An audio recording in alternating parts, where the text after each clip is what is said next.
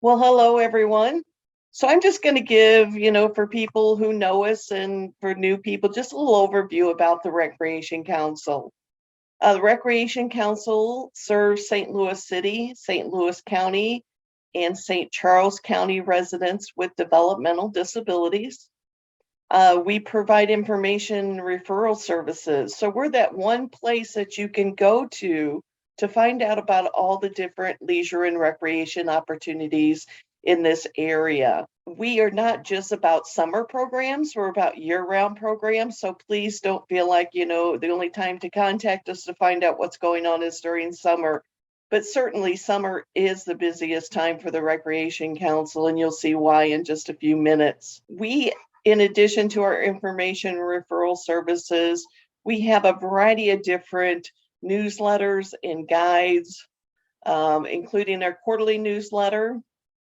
You can find all of these publications on our website. We have put, for example, our winter newsletter is on our website for St. Louis County, St. Louis City, and St. Charles County. They have their own newsletter in each one of those counties. You can share your information, for example, your email, and as new programs or new listings become available, we can shoot those out to you. We don't sell your email address or anything like that, so please rest assured that we do not share that. As well as any of the other information you share with the Recreation Council. We will not sell that or share it or anything. Your information is very private to everyone. So our guide to leisure services, this guide is basically a comprehensive guide about all the different recreation programs that are out there. It's going to tell you, address, phone number, give a website that you can click on it. It'll take you immediately to that program information. It does not give you the person to speak to or dates, because this guide is actually just updated every couple of years. So as you can imagine, by the time it goes to print, there's someone new in that office, or the dates on programs have changed and so on. So you would find that up-to-date seasonal information in our quarterly newsletters. The Summer Opportunities Guide is a guide, though, that a lot of people request this time of year. And if you go to our website at recreationcouncil.org, O-R-G, and you can click on the link that says About, and you scroll down to the very bottom and go to Newsletters and Guides. And that's where you're going to see our newsletters, the Guide to Leisure Services, as well as our Summer Opportunities Guides. Another popular service that we provide, especially during this time of year, is people are starting to think about overnight camps, day camps, adventure programs, summer socialization, and so on. So the Recreation Council really believes that not only do we provide information about recreation programs, but we also believe that people should have choices in the recreation programs in which they attend. It used to be, for example, our funding sources, which you see listed at the bottom, the Productive Living Board, the St. Louis Office for DD Resources, and the Developmental Disability Resource Board of St. Charles County. Used to be they only funded so many recreation opportunities. And these could have been specialized, or they could have been community-based. Specialized programs are those programs that are just available for individuals with disabilities. The community-based programs are programs that you see through your Boy Scouts and Girl Scouts, your local park and recreation department, the Jewish Community Center, the YMCA, and so on. So when you go to our guides and everything, you're going to see a lot of information about that. But, through our voucher programs, choice is really important. People can choose which programs best meet their son or daughter's interest as well as their support needs. And we'll go on and we'll talk about those individually. So in order to participate in our voucher programs, the individual must have a developmental disability and live in one of our 3 counties that we serve that I mentioned in the last slide. So overnight camp, it's for ages 5 to 99, but, certainly if they're 102, still want to go to camp, we're certainly going to, pay for them. So it's for anyone wishing to access an overnight camp, usually a week long. Funding is available. It used to be $550. But we this year saw a great increase in the amount or the cost of the camp programs, the overnight camp programs. So we increased it for this year only. We're in COVID times. Many of the camp programs were struggling because they were not able to get staff or they had to pay more for staff. So there were different circumstances in which they needed to increase their cost for individuals to participate in their camp programs. So this year we're going from $550 up to $700 for individuals that can participate in like a 1-to-3 or 1-to-5 ratio. But for others where programs charge a higher rate because of their support needs, we can go to $900. Okay. So really the only program that we see this in is Camp Sunny Hill. For those who have seen, or participated in that program, that there's 2 different rates. So again, this increase in the funding is for this year only, and we will look at it again next year to see, if, we will keep that rate or decrease it or whatever based on what's going on with the pandemic. So, the overnight camp voucher, people can actually choose from any camp that's out there. It used to be just camps that were in Missouri, but we are seeing more and more people accessing the funds to go to camps in Illinois, Central Illinois. There's one down in Southern Illinois. Some people had even gone to programs that meet their religious needs, that may be located in a different state. Again, we're not limiting where people go, but we do, require that the participant who's using the voucher program at least pay the camp copay or the camp deposit. So in the case where the camp costs $600, there's a $100 deposit, for example, we are going to pay $500 to that camp. And we always pay after the camp or the camper has attended the camp. So we make sure that, the monies are being used wisely. Again, the individual must have a developmental disability. If they're a first-time applicant for our voucher programs, they do need to provide us with eligibility information that is either provided through their case manager, through Department of Mental Health, or through a physician. So we also ask for social security numbers and date of birth in our applications. And the only reason we do that is for tracking purposes or to verify. For example, if you're being served through St. Louis ARC, for example, and you're already in the system with the Productive Living Board, if you live in St. Louis County, then we can use your social security number and date of birth to actually check if you're eligible for their funds. So please, again, note that we don't do anything with that social security number or date of birth unless, we do it to verify. So once you're in the system, then it's wonderful. We can just go to that site, click on and see if you're eligible and you're ready to go. The camp applications, this is really nice, can be found on our website as well. It used to be that you just, had to print them out and, write everything out and then put it in the mail to us. But now the information is fillable on our website. So you could take our camp application, type in all your information, save it, and then you can send it as a file attached to an email to our office. And I will give you the person to contact in each one of those offices. Can you address Jefferson County and what happens there? We do not serve Jefferson County, unfortunately. We have done some tablet programs and we're working on an initiative, for their park and recreation departments and other community-based programs to be more inclusive.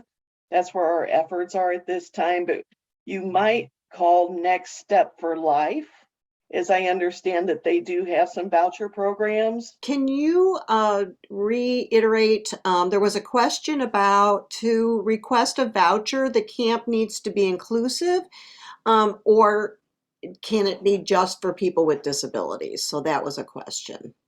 Again, it's about choice.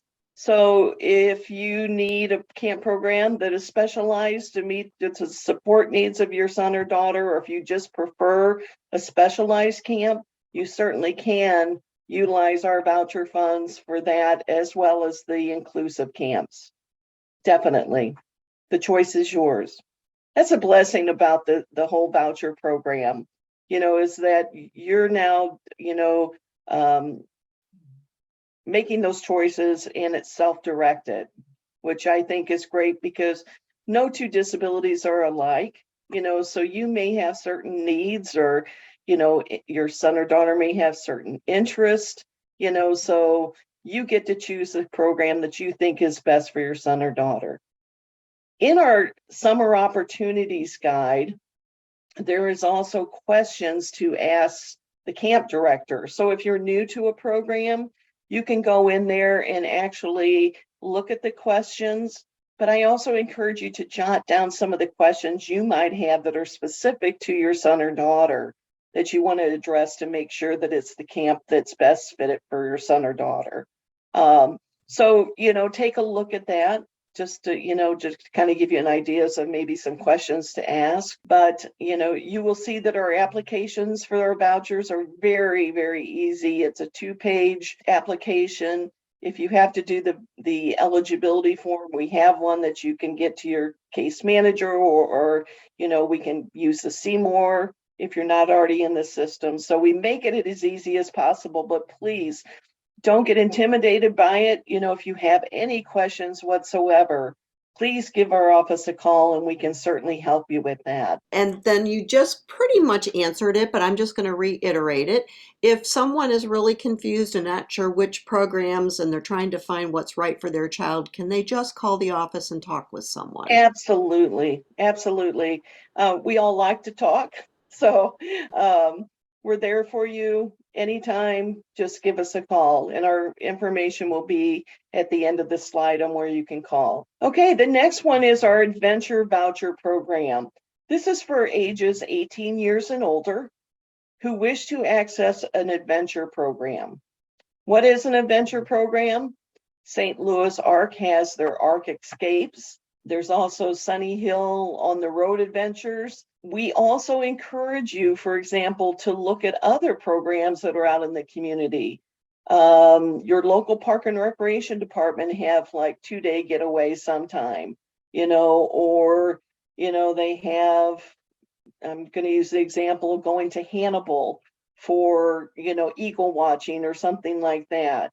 So with the adventure voucher, it allows you to pay up to $720 for an experience. But if you don't use that full $720, you can also divide it up, that $720 up into different ways in which you can use it throughout the year, depending on the type of program that you choose. But your copay on this program is 10% of the actual cost. So and I'm using this strictly as an example, St. Louis ARC has a $600 program. You're going to be responsible for $60 of it. And then we would pay the remainder. Okay. So it's a great opportunity to get your son and daughters out into the community and participate in like weekend type trips where they're learning a variety of different skills. But again, that is for individuals ages 18 years and older. Again, our voucher application, and I wish I could pull one up, but it gives you the different categories of the vouchers. The front page is actually just the demographic information about the individual, who to send the voucher approval to, the date of birth, address, phone numbers, things like that. And then on the back is where you actually would choose one of our voucher programs in which you're applying for. So, again, in this case, you would go to the adventure section to apply for the adventure voucher program. So CARE is considered the community access recreation experiences. This is open to any age of an individual with a developmental disability.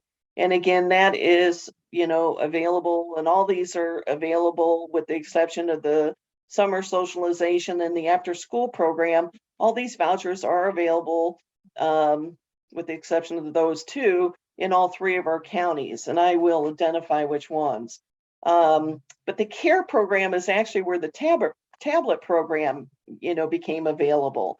During the COVID, we decided that there were a lot of programs that were going virtual, and a lot of people were missing the opportunity to engage in recreation programs, but because of COVID, they were not able to. So what we did is we went back to our funding partners and we asked them if we could use some of the CARE funds to actually assist individuals in accessing a tablet in which they can communicate with their friends and family during this troubling times, but also to engage in those virtual recreation programs. What we found is, and it's been pretty exciting, is that for individuals that have had transportation issues, this is really, the virtual programs have really been great at addressing that.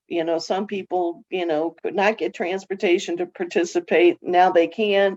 The virtual programs, we have heard so much. For example, I know that St. Louis ARC did a virtual program where they did a tour of Washington, D.C.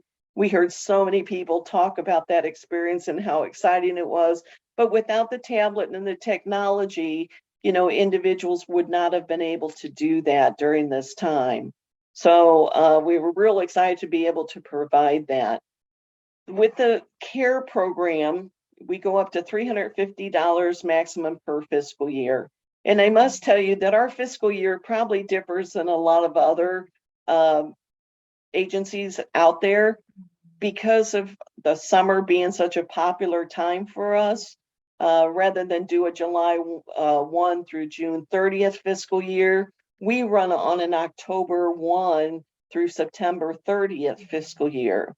Okay, so that doesn't break up the summer funding, and we have to decide which fiscal year we're going to put it in or whatever. So just note that, because a lot of people say, well, then, if they use the CARE funds in August, they think they're not going to be available again till July, but actually it would start again in October. And that may seem a little confusing, but we can certainly guide you through that.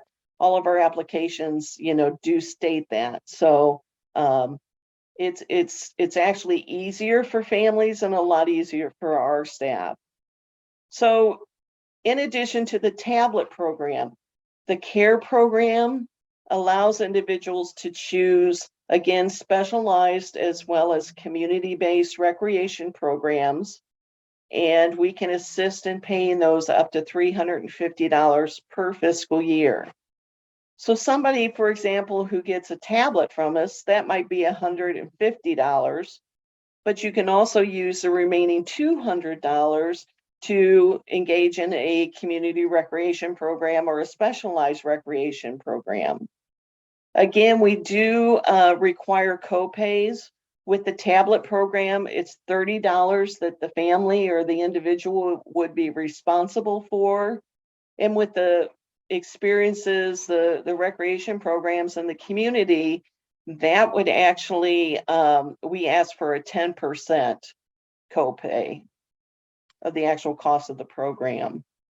So how these vouchers work, again, is that, we approve the program once you send in your application, and we send you a copy showing that you have been approved for the voucher program. And then we also send a copy to the recreation program that you have chosen.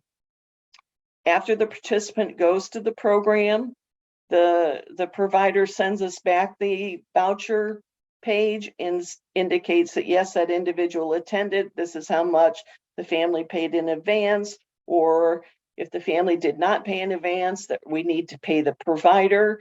So we can do it both ways. We can either reimburse you as family members, or else we can pay the program directly. So this has been a really great program for people who want to try a variety of different programs. I mean, we've had people use it to attend circus camps, for day camps, for martial art programs. I mean, the sky's the limit on this one. It's really exciting. How many vouchers can a family use in a fiscal year? Oh, wonderful question. Actually, if you meet the age requirements, you could use all of them. So if the adventure and the overnight camp fit your age group, you can use all of those. Or for example, if you wanted to go overnight camp and you needed recreation supports, which I'll talk about in just a second, you can use that. But if all of them meet your age requirement, you can apply for all of those. Also know that our voucher programs are not based on financial need. These are monies, again, from our Senate Bill 40 boards, the three organizations that I spoke about earlier. And they just want to see people out in the community and in their neighborhoods and, at camp and so on. They just want to see people out there engaging in recreation activities. So we're really, truly blessed, that we have these funders who are forward thinkers, that truly believe in the value of recreation for individuals with disabilities. So the Recreation Supports Voucher, when the Americans with Disabilities Act was passed, it opened a lot of doors for people with disabilities to access community recreation programs. However, there was one group that, although they were allowed to come to the programs, they may have been left out because of their personal care assistant needs. And I'll give you an example of that. If somebody is going to a day camp and they're there 8 hours and they're, going from activity to activity, they're, using the swimming pool, they need assistance in the bathroom or changing in and out of swimsuits. Those are personal care assistant issues. And, we didn't want people that had those high support needs to be eliminated from using those type of recreation programs. So we set in place this voucher program for individuals needing one-to-one assistance in community-based programs. They can apply up to 80 hours of service. And we do reimburse your service provider. The service provider is anyone that you choose, as long as they don't live in the home and is 16 years and older. We can pay $9 an hour. Now, where's the copay there? We realize that it's going to be difficult to find somebody to work at $9 an hour. Maybe you have a niece or nephew who would want to provide that one-on-one care, or someone who provides respite for you already. So your copay may be that additional money that you have to pay in addition to the $9 an hour that we provide. So it's been exciting, especially like I said, in the daycare where they're involved in recreation programs that are not specialized, that are not mandated by law to provide that personal care.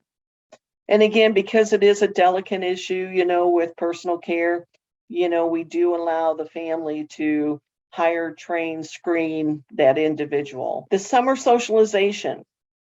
This is available only in St. Louis County. This is for individuals ages 13 to 20. It is for individuals for that age group with developmental disabilities who could not be alone while their parent or parents are working during the summer months, June, July, and August. The whole idea of using the summer socialization also, and again, this is like the recreation supports, you choose who it is that you're going to have come in and provide that care to your son or daughter. But we want that person to take your son or daughter out into the community and get involved in recreation programs. That could mean taking them to the zoo or going to your local park and recreation community center and walking the inside track if they have any type of heat issues. So we want them really to take the individual out. But we also know that, that can be a long day, so if they come back to the home, that they would provide the care until the mother or father or both come home. But it is for working parents, and they must indicate that they are working, show us proof of that. And we have a method in process, in which, the family has to show that they are working. Again, that's for ages 13 to 20. We made it 13, it used to be 13 to 15, because that is an age group that there are not a lot of recreation programs, because day camp ends typically at age 12. There are some programs that go up to 15, but typically those day camps end at age 12. So this program was actually put in place probably about 5 years ago. So the monies are limited on that. So if that is an issue for your family and they need that support, please contact our St. Louis County office. Again, it's only in St. Louis County. Our after school program, again, this is pretty much, somewhat similar to our summer socialization. The parents must be working. Is for ages 13 to 21. The individual must, who's 20 must be returning to school in the fall. But this is for individuals needing after school care while their parents are working. This is available in St. Louis City, St. Louis County, but not St. Charles County. Otherwise, all of our programs look the same in each one of our counties that we serve. We have a reimbursement rate again, like our rec supports and summer socialization, in which, we know is not a lot. But your copay would be that additional funds that you would have to pay them in addition to what we pay with our voucher. As far as reporting that or invoicing, it's real easy. At the end of the month, you send in a invoice to the Recreation Council, and we reimburse the family, who then reimburses the service provider. Is a summer camp at Miriam Academy considered a recreation program under the care voucher? Great question. There are camps that are educational only. As long as the program is providing a recreation component to their camp, then we will look at that. If it's, let's say 50%, or let's say 75% learning during that time and 25% recreation, what we would do is prorate that. We would pay the 25%. So, we've had to do that with a couple other programs. We make it fair, but, please keep in mind that these are vouchers for recreation programming. The next question is, if you were previously using a day program, but it has not reopened due to COVID, can you use the summer socialization voucher if they are within that age range? Yes, definitely. Definitely. Yeah, COVID has posed quite a few different scenarios in which, people have come back to use our voucher programs. But yeah, if you're in any doubt whatsoever, there are coordinators in each one of our offices in St. Louis City, St. Louis County, and St. Charles County, and they can certainly, answer those unique questions specific to, the programs you choose. I really encourage you, if you haven't done so already, look for recreation programming now. Um, it's so important because a lot of programs, because of COVID, have actually had to decrease the number of slots available to ensure for safety and social distancing. Um, some programs, has said we're not going to provide the programming this year, so those people are going to other programming. So make those decisions soon and apply for those programs as quickly as you can. With our voucher programs, and this is something I failed to mention, um, when you apply, for example, for a overnight camp voucher, you are going to actually pay, or I'm sorry, you're actually going to apply for our funds as well as the camp. You're going to pay or apply to the camp directly, and you're going to apply to us directly for the voucher programs. A lot of people confuse that. They may send in both their applications to us or the deposit for the camp to us. You're going to do that directly. As a matter of fact, even that camp deposit that we require in our voucher, you're sending that directly with your application to the camp. And we are very known with a lot of these camp programs. And you may even see, on their website when you're applying, are you applying for Recreation Council funds? So it's a great way to indicate that you're doing that. And, check back with them, make sure they got your application. Was speaking to a camp today, and, one of the issues that they've had is that, they really want families to talk about, the needs of their sons and daughters, but also when they're filling out their applications, indicate that, on the application, be as open and honest as you can in completing that information so that they can set up the supports that your son or daughter need in programs.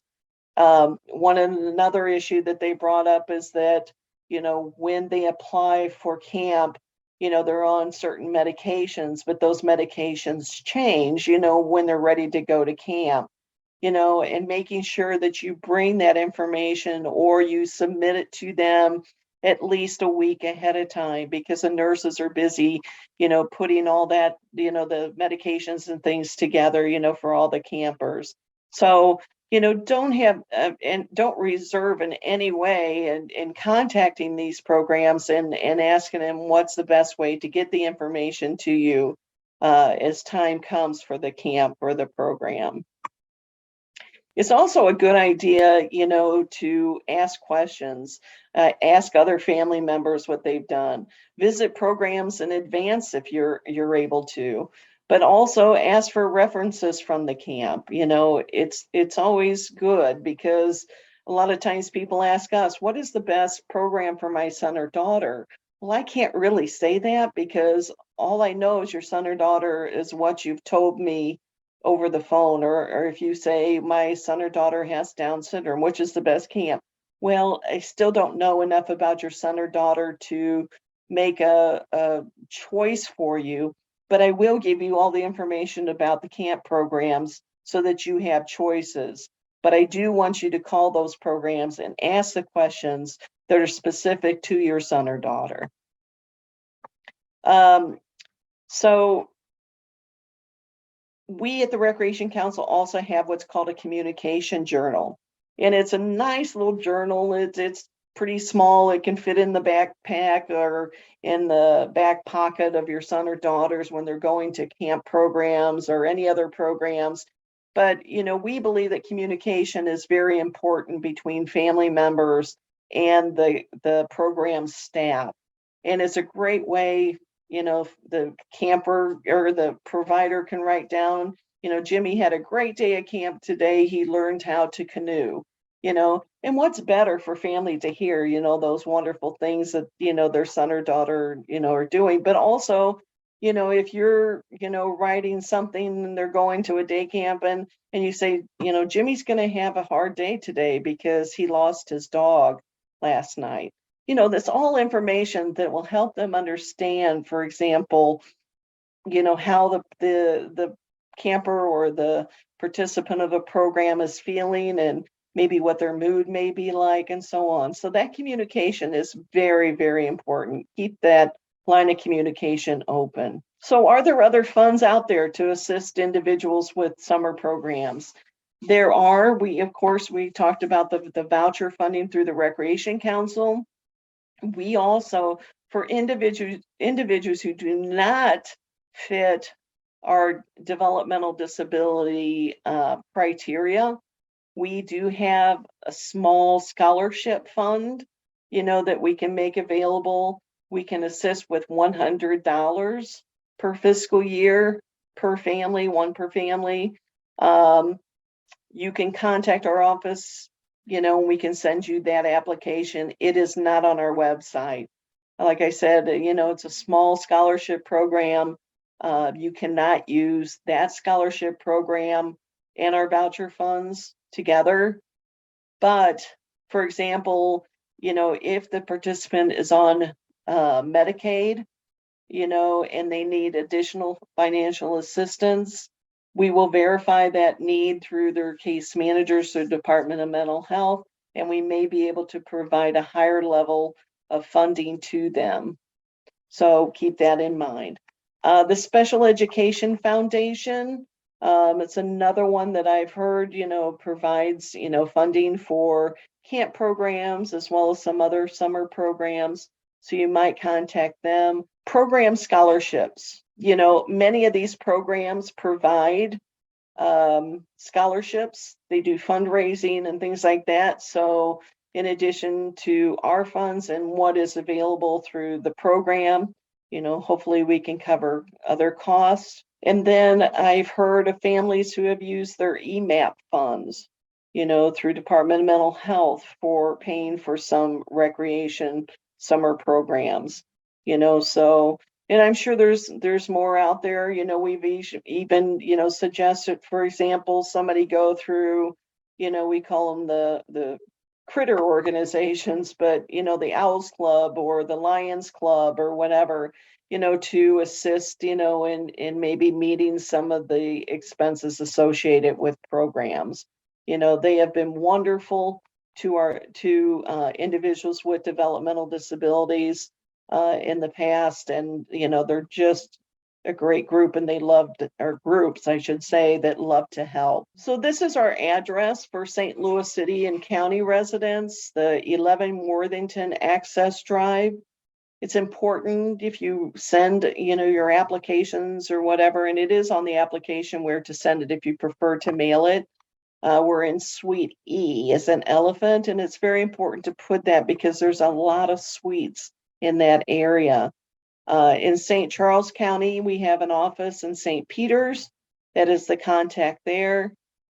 And, our phone number and website is listed below. To reach our coordinators, I'm at the 314-726-6044, and I'm at extension 101. Peggy Welker, who is our St. Louis County voucher coordinator. She does all the voucher coordinators with the exception of care. I do the care applications, but her extension at that number is extension 103. If you need to contact Mindy Davis, she's our St. Louis City coordinator. You can contact her again at this number, 726-6044, and she is extension 105. And Carol Callahan is our St. Charles County coordinator, and she can be reached again at this number, and she's extension 104. So you can reach all of us. You can get our addresses and extensions and everything at our website at recreationcouncil.org.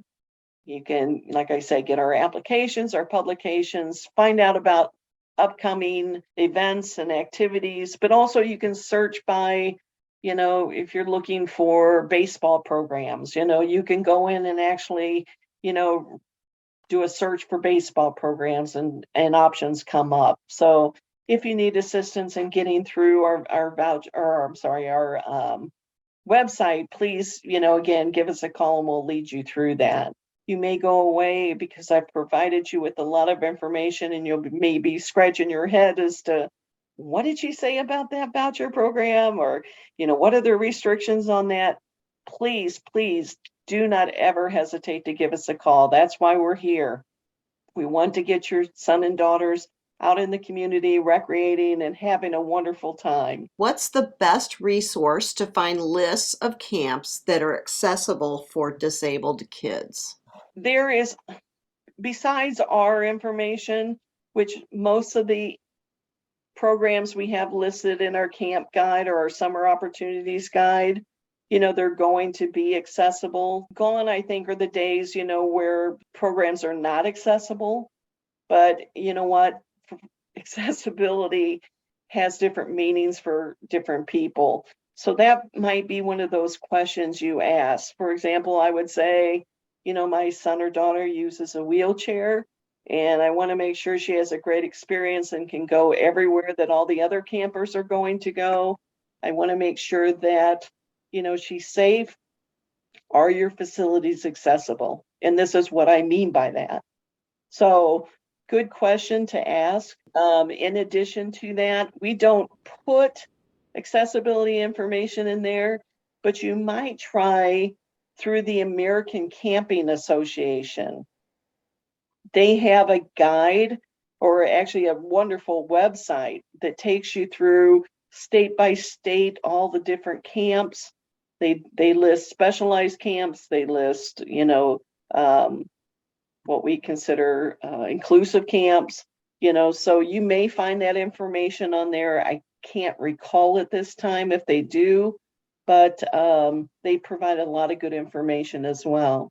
So if you're thinking of outside of the St. Louis area, it's a great guide to go to as well. Well, that takes us to our very last question, and it has to do with staffing.